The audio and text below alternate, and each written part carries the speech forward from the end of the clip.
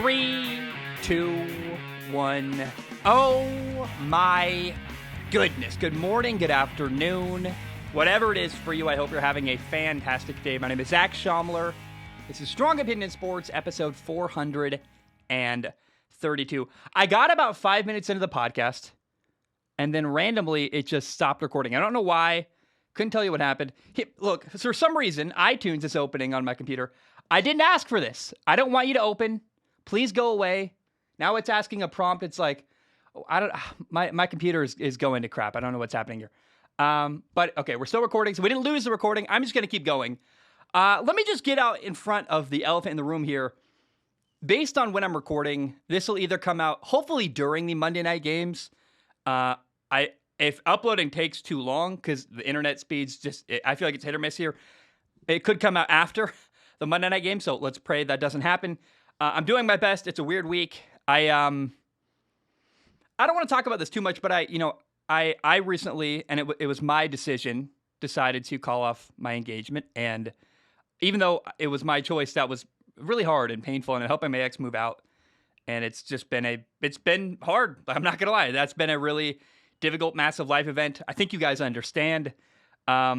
But to be clear, I'm not talking about the Monday night games here. Even though it's awkward, you're probably going to be like watching Monday night. Hopefully you're watching a Monday night game, and this comes out and you're like, what the heck? Is he going to talk about what happened? No, I'm not. Next episode, I'll talk about Monday games. I'll also talk about the Tuesday games, plus do Ask Zach. So here we are. Let's jump into the number one thing. This was probably the game I was most excited to watch this weekend. If you know, you know. On Saturday night, the Colts beat the Patriots 27-17. And this game was validating of what I believe about the Colts, which is that they are a good football team that had a really bad start to the year due to injuries, due to a lot of stuff. They played a tough schedule and had people hurt. They started 1-4. Now the Colts are 8-6. It's beautiful. It's awesome. They're almost surely going to be a playoff team, in my opinion. A Super Bowl? It's unlikely, although I will say, of all the teams, this is a dark horse Super Bowl team. They could win. It's possible. I'm really hesitant here because I'm just not sure how much I trust their starting quarterback, Carson Wentz. The Colts are capable of beating anyone. And this game was interesting. They beat the Patriots without their quarterback, Carson Wentz, needing to be a star. It's very unexpected. I did not see this coming. Carson Wentz was 5 for 12 with only 57 yards passing, 1 touchdown, and 1 interception. And the late interception is one of those moments that makes you go, because I love Carson, but occasionally he makes boneheaded throws that you're like, I don't know what you're doing there. I don't know what's happening. I don't know why you're doing that. He made a throw. There was a receiver was not open. It actually handed the Patriots life late in the game. He threw a terrible interception right at a defender. Nothing's open. I don't know what he's doing. The Colts are up 17-0 at halftime, and then this was one of the plays that helped the Colts kind of mount a comeback. And the Patriots fought back. They made it 20-17 in this game. And then Jonathan Taylor, the Colts running back, had a long touchdown to seal the game for Indy. He was the star of the game. That gave them a 27-17 lead and the victory. Here is what is shocking about this game. Not only was Carson Wentz not required to be the star who won the game with his arm, but it is widely known that when you play the Patriots and Bill Belichick, their plan is to take away the number one thing you do best on offense and say, hey, the Colts' best thing is running back Jonathan Taylor. If we lose to the Colts, I'll tell you what, we are not going to lose because of Jonathan Taylor. We're going to take away Jonathan Taylor, and if we lose, we're going to make them do something else to beat us. We're not going to lose to Jonathan Taylor and the Colts running game. Well, New England totally failed at that. And I was shocked and surprised by that. I thought Carson Wentz was going to have to step up, and he didn't have to at all. Again, 5 for 12. He completed 5 passes the entire game. The Colts ran for 226 yards. Jonathan Taylor ran 29 times for 170 yards and a touchdown. Jonathan Taylor was amazing. And right now, with Derrick Henry out, Jonathan Taylor is easily the best running back playing in the NFL. If both Jonathan Taylor and Derrick Henry were healthy, I'm not sure. It's a debate I don't want to have. I don't know the answer. They're both great. Can we just be happy that they're both amazing running backs and clearly the two best in the NFL? I'm not ready to have that discussion Jonathan Taylor is amazing, though. He even made an impact on the game when he didn't have the ball in his hands. He had a big block to help Naheem Hines run for a touchdown early in the game. He was like lead blocking on the goal line. He also had a big block when Carson Wentz had a big throw to Zach Pascal for it was like half of his passing yards on the day. Had a big throw on that game, on that gain, and Jonathan Taylor picked up a blitz. There was a blitzer that came free. Jonathan Taylor made a key block that allowed that throw to be possible for Carson to make a big throw to Zach Pascal. Awesome, awesome stuff. I love it. And frankly, this was kind of a sloppy game from the Patriots. They had 8 penalties. Jamie Collins dropped what should have been a pick. I mean, Carson should have had 2 interceptions on the day. Mac Jones, the Patriots quarterback, had 2 interceptions. It wasn't pretty. Although I will say, in fairness to Mac Jones, even though, yes, he had he had an interception at the end of the first half and then one early in the third quarter on the very first drive. In the fourth quarter, the guy stepped up. I mean, you could argue he outplayed Carson Wentz, and it's not even really a tough argument to make. He played really well in the second half, making throw after throw, bringing his team back into the game. And now, in comparison, you could argue Mac made a ton of great throws. You could say that the best thing Carson did all game was he had 3 really crucial quarterback sneaks for first downs in key moments, and that does matter. But I thought Mac Jones outperformed Carson Wentz in this football game. Now, Carson is awesome. I thought there was a long stretch where he was the best player on the Colts for a while early on in this season. And he's very, very capable. But he does frequently make a couple throws that makes me go, Carson, what are you doing? There's nothing there. Why are you throwing it there? I don't understand. And I think that's just who he is. He's the kind of guy, he's going to make a boneheaded throw or two every game and a half or so. And I worry that a throw like that is going to hurt the Colts late in the year in the playoffs. That is why I made a list of my 5 teams I thought could win the Super Bowl. I didn't include the Colts because I just don't know that he can play 3 great games in a row and get to a Super Bowl. I just think at some point in the playoffs, he's going to slip in a key moment. However, maybe it won't matter. The Colts have Kenny Moore is playing great at corner, and they got a great running game. They're playing great defense. They're getting a ton of turnovers. I mean, maybe they won't need Carson to be a star in the playoffs, but I find that unlikely that they can make it all the way to a Super Bowl without once needing Carson to have a really big game and avoid a negative turnover. So that is why I don't have the Colts as a Super Bowl team, but I think they certainly are capable if Carson can avoid the critical mistake. Now, the only other thing I want to say about this game, I remember this game kind of got me thinking about Josh McDaniels, the Patriots offensive coordinator. And it is crazy how long he has been with head coach of the Patriots, Bill Belichick. He was the offensive play caller in New England in 2005. He was the de facto offensive coordinator, even though he didn't have the title. And then he officially became the offensive coordinator in 2006. He stayed there in 2006, 2007, and 2008. Then he took the Broncos head coaching job. That didn't work out. In 2012, he got his title back as offensive coordinator in 2012. He has not left New England since that year, 2012. He briefly did accept the Colts head coaching job, which is how I got thinking about all this stuff in 2018. He took the job, then backed out, which allowed Frank Reich to become the head coach. And so 9 years in a row and 12 years total, Josh McDaniels has been Bill Belichick's offensive coordinator in New England. Bill gets a ton of credit. But I want to say that's an epic run. To have an offensive coordinator for 12 years of your time as a head coach. Dude, it's really interesting to me. Most coordinators do not stay in one place for 9 years in a row. It makes me wonder, what did Bill say to Josh McDaniels all those years ago in 2018 when he took the head coaching job for the Colts and decided to back out? What was that conversation like? What was said there that made Josh go, you're right. I could just stick with you, be your right-hand man for years, and we'll dominate. It's just really interesting. It's clear that he's one of Bill's inner circle guys. And Josh McDaniels is kind of a weirdly unsung hero in the Bill Belichick era in New England. Bill gets all the credit. But Josh McDaniels has been there 12 years as officially the offensive coordinator, plus a bunch of other years as a assistant, as 1 year as a play caller, but not officially the offensive coordinator. This game reminded me of when he almost took the Colts job, and it's crazy to me that you've had this head coach Bill and a coordinator Josh, and they just have stayed together forever. Josh runs the offense, Bill runs the defense, and they have won so many games together. And I just think an unsung hero, weirdly, in the story of Bill Belichick's reign of terror over the NFL, is that Josh McDaniels has had a huge hand in making that happen. I want to make sure, I mentioned him earlier, but I want to give a shout out to Colts corner Kenny Moore. The dude, it was an undrafted player when he entered the NFL. He is playing fantastic right now, having a great year. He's a stud. Kenny Moore, I tip my cap to you. You're playing fantastic football. Well done. And the Colts, I don't think they're a Super Bowl winning team. Carson Wentz's propensity to have a boneheaded throw here and there really concerns me, but my goodness, they are certainly capable of winning a Super Bowl. And they play their best football. And heck, if you can add their team running the ball, playing great defense, and then if Carson has a great game on top of that, they can beat anybody and blow out anybody in the NFL. I mean, I think very highly of the Colts. They're a team that needs to be talked about more and given a little bit more respect. But I worry about those turnovers from Carson, and I worry they will hurt them down the road in the playoffs. Okay, before we get into Sunday Night Football, I saw a number today.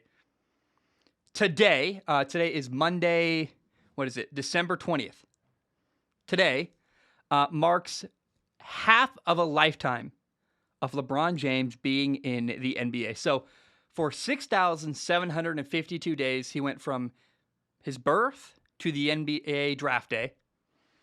And then since the NBA draft day, it's been 6,752 days. He's been exactly in the NBA for half of his life. Tomorrow, Tuesday, December 21st, will be over half of LeBron's life he has spent in the National Basketball Association. I just do what you want with that information. I just find that amazing. We're never going to see a guy like LeBron, I think, ever in the NBA again, who has the staying power, can play at a high level the way he does for as long as he's able to. And I don't have much more to add to that. I just wanted to share that number with you because I saw that and was like, oh my goodness. That's crazy. And LeBron shared it on Instagram. That's where I saw that. And I was like, that's a pretty wild number in the NBA. Okay. On Sunday Night Football, the New Orleans Saints shut out Tampa and beat the Buccaneers 9-0. It is the first time Tom Brady has been shut out in 15 years. It has not happened that Tom Brady has not scored a point in an NFL game since 2006. That's wild. Honestly, to me, the highlight of the game was when Tom Brady finally snapped. He was yelling at the Saints sideline. Looked like he had some profanity there. There's a great video where he has one of those tablets and he just smashes it and it's all broken and he throws it to the side and he's angry. New Orleans got him. And as much as Tom Brady is my favorite NFL player of all time. I love the guy. You have to respect the defense New Orleans played on Sunday night, man. Oh my gosh.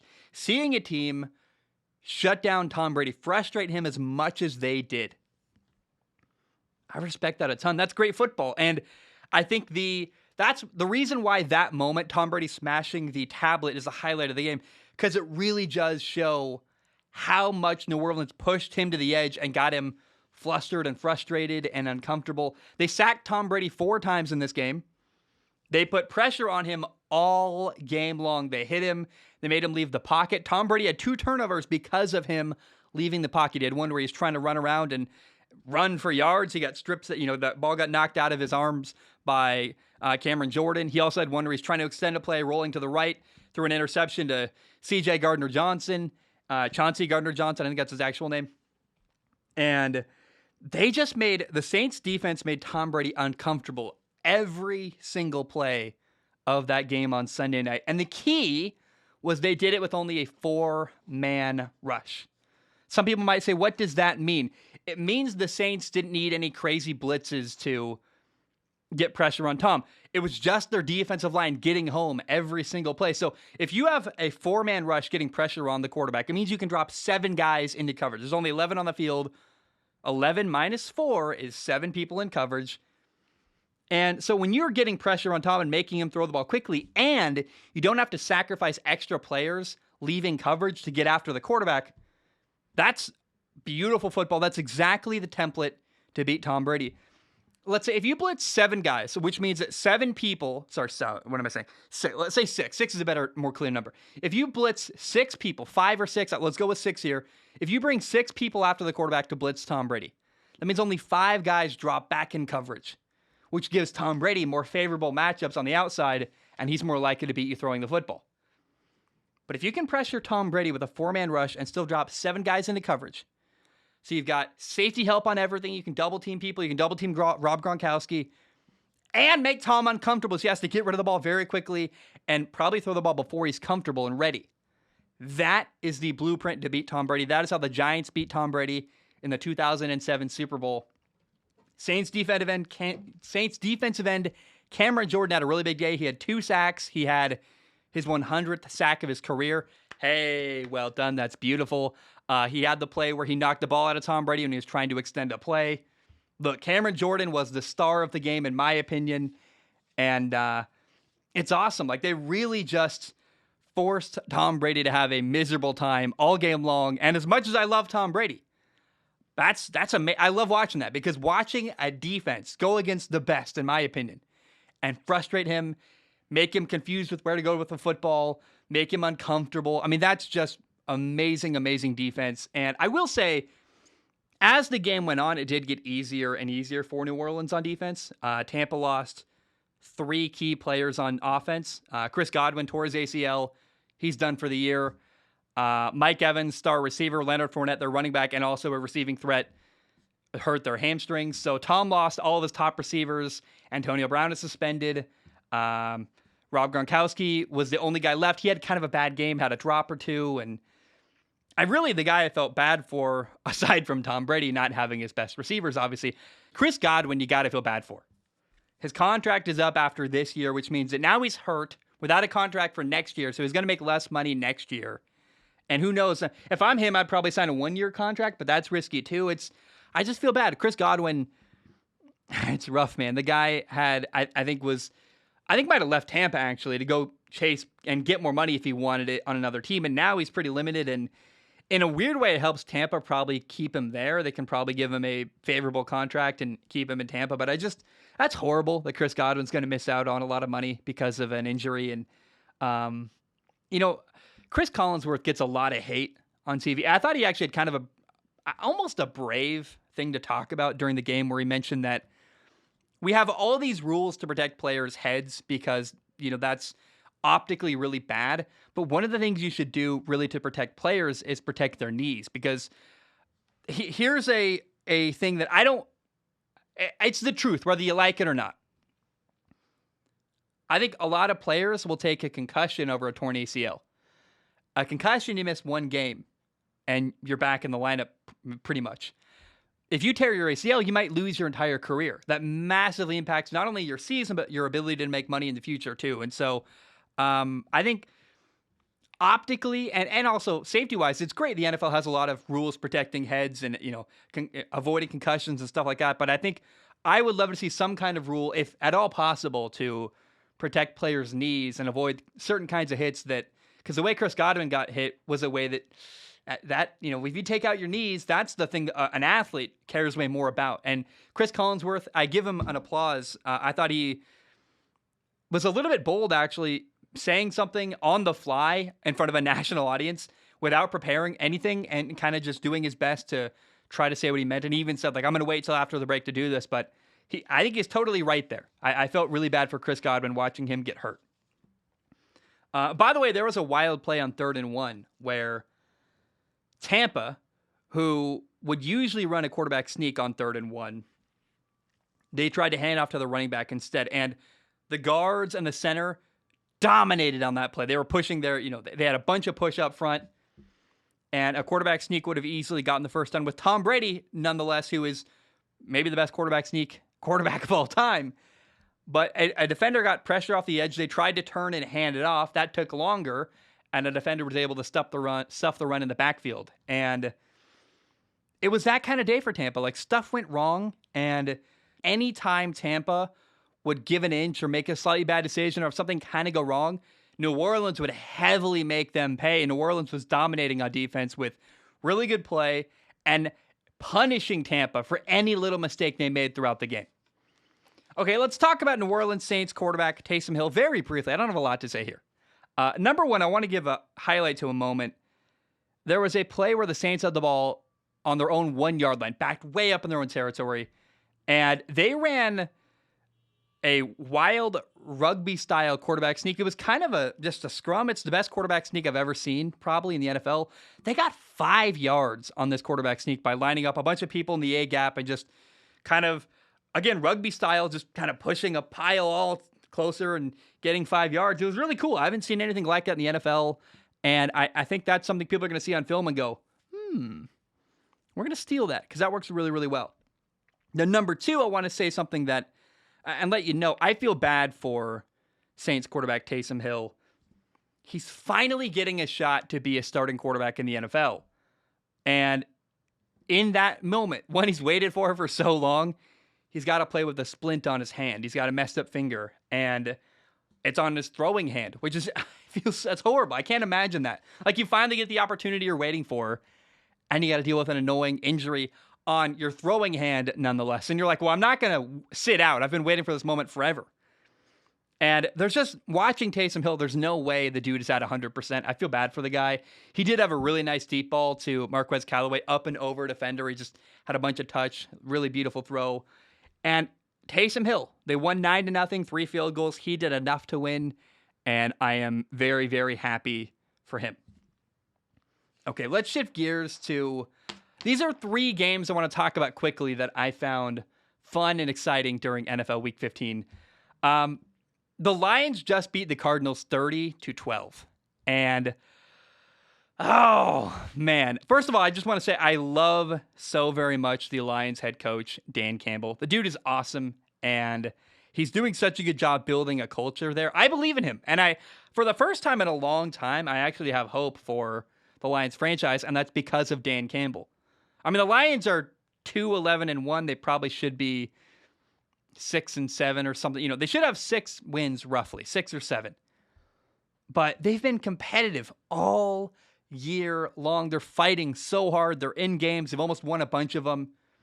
And eventually, almost won becomes you should have won. But for now, I'm like, he inherited a terrible Lions team, and they're competing, and they're fighting hard. And they just played one of the best teams in the NFL, the Arizona Cardinals. And not only did they fight hard, they beat them, and by a lot. They were up 17-0 at halftime. That's beautiful. That's worthy of celebrating. I love that for them. I love that for Detroit. Well done. Their quarterback, Jared Goff, was 21 for 26 passing, 216 yards, 3 touchdowns. He had 0 turnovers. I think that's one of the best, if not the very best game Jared Goff has played all year.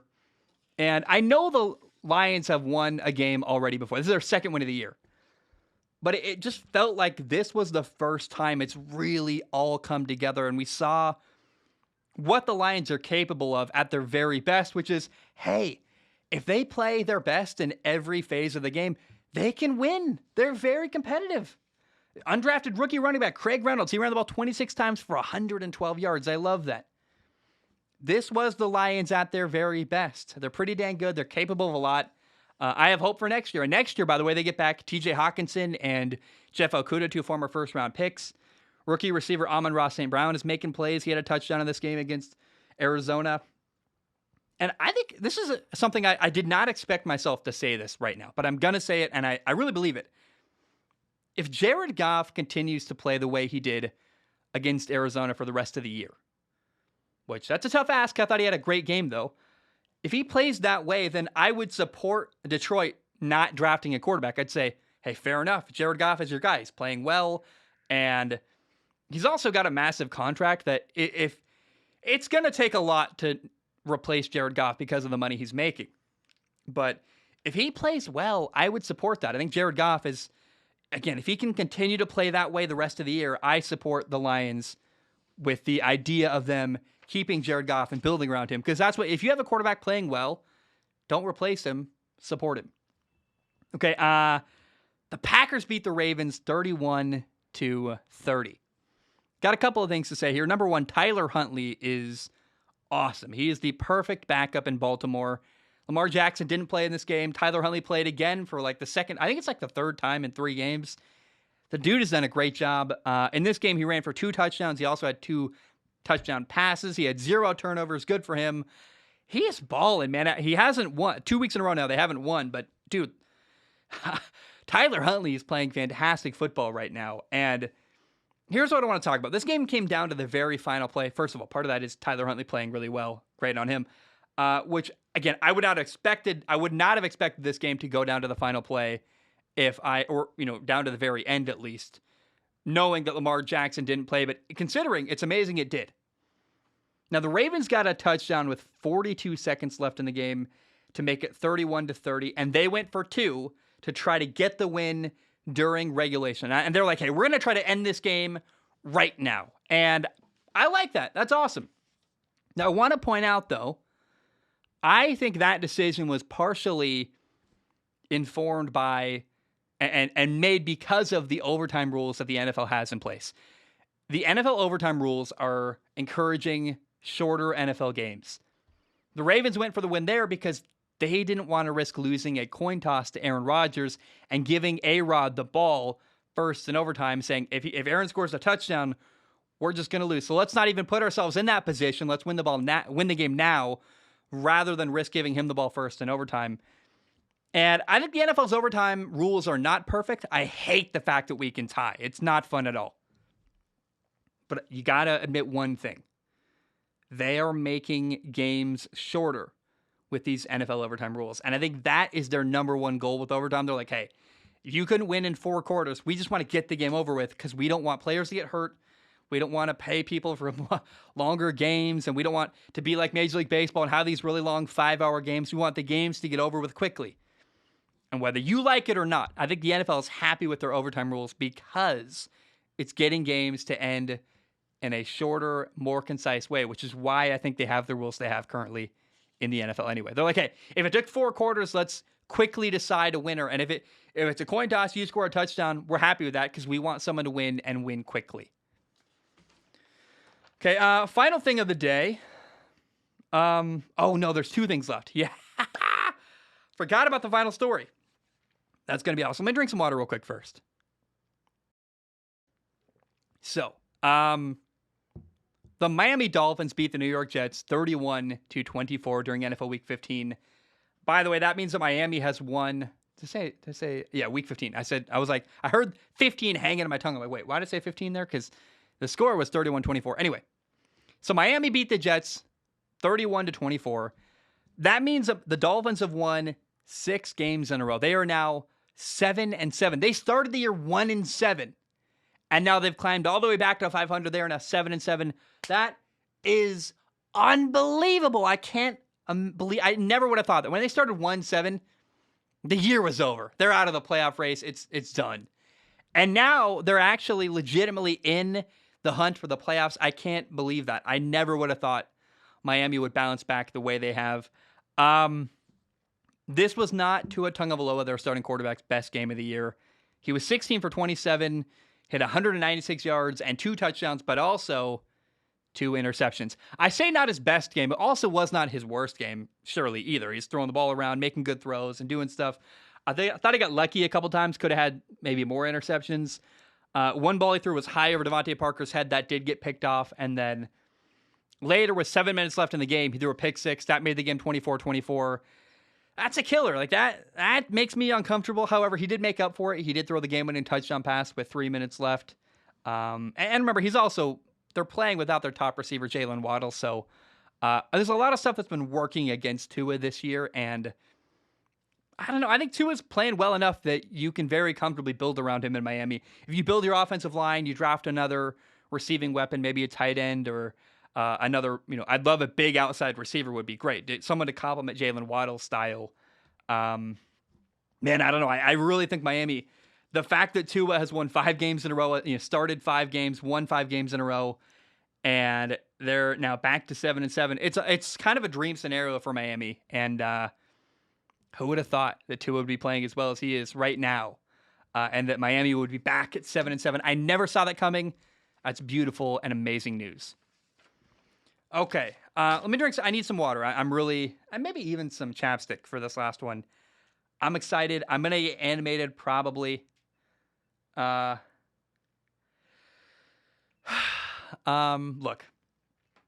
a lot of people, I get labeled an Oregon football hater, and I understand. I understand why. There's like 2 stories now in a row. Mario Cristobal left. I was very critical of Oregon. They hired Dan Lanning and went, like, we'll see. He's a good coach, but can he get top recruits? I don't know. Finally, I have some overwhelmingly positive news I can share about Oregon football that makes me happy. It's like, I love when I get the opportunity to say good stuff about Oregon. So it's like, hey, you people that say I hate Oregon, nah, it's not true. I try to play it fair. When I see stuff I don't like, I call it out. And when I see stuff I love, like what I'm about to say next, I love that and call that out too. Former Auburn quarterback Bo Nix is transferring to the University of Oregon. Yes, I love it. It's beautiful. Good for him, first of all. He's a guy trying to make a push to the NFL, and I think he's definitely capable of being an NFL quarterback. Like, he's got all the talent there. I think he wants more help, and he wants to develop as a quarterback. I really, really am excited for this. It's a great opportunity for him. And Oregon finally got the quarterback they needed last year. Like, this is going to make Oregon a better football program, and Lincoln Riley is going to be in his first year at USC. Oregon's going to have a really good quarterback, Bo Nix. I think a head coach that's solid. Like, I don't know. I would really, really appreciate Oregon being a thorn in the side of Lincoln Riley trying to grow and build USC, into a top football program in the Pac-12. If Oregon can challenge USC, that's what I want. And Bo Nix next year is going to help Oregon do that. Now, I've seen some Oregon fans say that Ty Thompson is going to be a sophomore next year, should be and is going to be the starting quarterback at Oregon. They're like, why is Bo Nix coming here? He's going to be, Bo Nix is coming here to be a backup. I don't agree with that. I think you're kind of silly for believing that. Remember Dan Lanning, the new head coach at Oregon, former Georgia defensive coordinator, he coached against Bo Nix for a couple of years. Like, he knows what he's getting. And there's a reason why he's like, yeah, Bo, come here. We want you. And, again, I love being able to say something positive about Oregon football. I love that Bo Nix is going there. It's good for Oregon.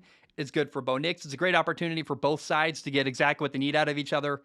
And what I want to see happen so badly, because Bo Nix is like really, I think, capable. I think he's put a lot of good film out there with not a lot of help around him at Auburn. And I really want to see the guy go to Oregon and dominate. Really, like, put his name in the hat, or put his name in the hat, or how do you even know what I'm saying? Really show that he's capable of being an NFL quarterback and become a first-round pick. Like, that's the possibility here, and that's what I want to see. I want to see Bo Nix elevate himself and become a first-round quarterback. Hopefully next year he plays really great at Oregon, and what I'm rooting for is for Oregon to challenge USC, and I'm calling it now. What I want to see is Oregon against USC in the Pac-12 championship game next year. We'll see if USC can get good enough, quickly enough to get there, but my goodness, I'm very, very excited that Bo Nix is transferring to Oregon. Good for him, good for the university, and I'm excited, man. He can run, he can throw, he's got a massive arm. He's, I think, very accurate. I love what he does, and I thought a lot of the stuff he's done at Auburn went very, very underappreciated. So I'm very excited to see Bo Nix showcase his talent at the University of Oregon next year in Eugene. Guys, that is all I have. I love you. I appreciate you. Hope you have a great day. And I will see you very shortly to talk about the Monday night games, the Tuesday games, and to ask Zach. I love you. I appreciate you. Bam, we are done.